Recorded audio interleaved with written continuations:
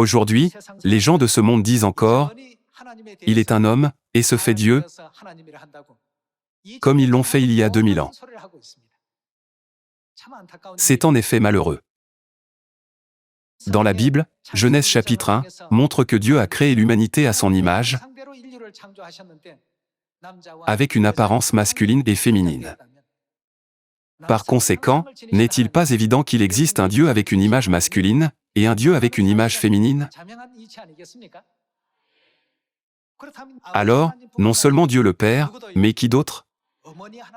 La vraie foi est celle qui nous permet d'accepter Dieu la Mère. Dans Hébreux chapitre 9, il est écrit « Il apparaîtra une seconde fois pour le salut de ceux qui l'attendent. Lorsqu'il viendra une seconde fois, ne devrions-nous pas pouvoir le recevoir, même s'il vient en chair? Dieu ne vient pas de n'importe où, mais en tant que sauveur, il vient à Sion. Par conséquent, nous devons prêter une attention particulière à Sion. Quel endroit est Sion? Sans prêter attention, ils sont prêts à jeter des pierres en disant « Toi, qui es un homme, tu te fais Dieu », comme c'était le cas il y a 2000 ans. Même si Dieu est venu sur cette terre avec le signe de la Pâque, le symbole de la vie éternelle, la raison pour laquelle la même opposition et les mêmes obstacles se produisent maintenant qu'il y a 2000 ans, et qu'ils n'ont pas compris le salut apporté par le Messie en tant que sauveur. Néanmoins, si Dieu est notre Père, naturellement, qui devrait être à ses côtés? Il doit y avoir notre mère. Regardons Galates chapitre 4. Galates chapitre 4, verset 26. Mais la Jérusalem d'en haut est libre, et c'est... Qui est-elle?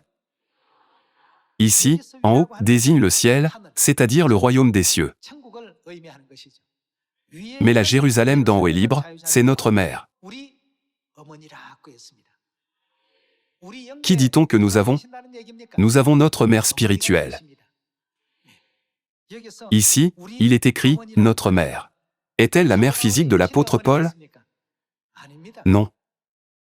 Celle qui est en haut, c'est-à-dire dans le ciel, n'est autre que notre mère, qui a donné naissance à toutes nos âmes, et nous a donné la vie.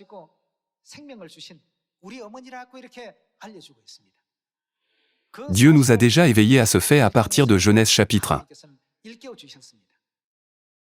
Nous acceptons Dieu la Mère selon les enseignements de la Bible et répandons la joyeuse nouvelle de Dieu la Mère dans le monde entier. Pourtant, au temps de la prophétie, en voyant l'Évangile s'accomplir par père et mère, sans le reconnaître, les gens demandent « Que fait exactement l'Église de Dieu pour prospérer remarquablement de jour en jour ?» Ne suivons-nous pas simplement les enseignements de la Bible? Le but de notre foi n'est-il pas le salut éternel et le royaume des cieux? L'Évangile doit progresser dans une foi qui s'efforce d'atteindre le salut conformément à la volonté de Dieu. Dieu dit, puisque la preuve de mon existence est dans la Bible, examinez-la attentivement. Par conséquent, nous devons lire la Bible largement. Lorsque nous lisons la Bible, nous voyons qu'elle mentionne Dieu la Mère, et Dieu nous enseigne cela à travers ses paroles. Nous ne devons pas la nier, n'est-ce pas? Jetons un œil à l'enseignement d'Apocalypse chapitre 22, verset 17. Et l'Esprit et l'Épouse disent. Dans la Trinité, le Saint-Esprit désigne Dieu avec un aspect masculin, c'est-à-dire Dieu le Père, n'est-ce pas? Qui, naturellement, est l'épouse de Dieu le Père? Dieu la Mère. Quel message Dieu le Père et Dieu la Mère ont-ils donné?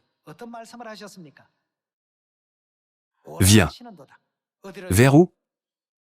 Il nous appelle à venir à Sion, où Père et Mère résident. Alors, voyons pourquoi ils nous ont appelés. Viens. Et que celui qui entend dise, viens. Et que celui qui a soif vienne, que celui qui veut, qu'ont-ils dit? Prenne de l'eau de la vie, gratuitement. Dans l'Apocalypse, à la toute fin de la Bible, c'est présenté comme ceci. Nous devons chercher Père et Mère, et y aller. Pourquoi?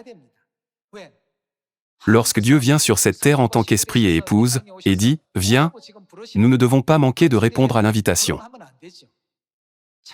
Les individus aspirant à entrer dans le royaume des cieux, et au salut, Ainsi que ceux qui envisagent un avenir brillant doivent aller à l'église, où l'esprit et l'épouse appellent. Où père et mère nous appellent-ils à venir? Sion, d'où vous et moi sommes venus, l'église de Dieu qui célèbre les fêtes. Dieu appelle tout le monde à venir ici maintenant.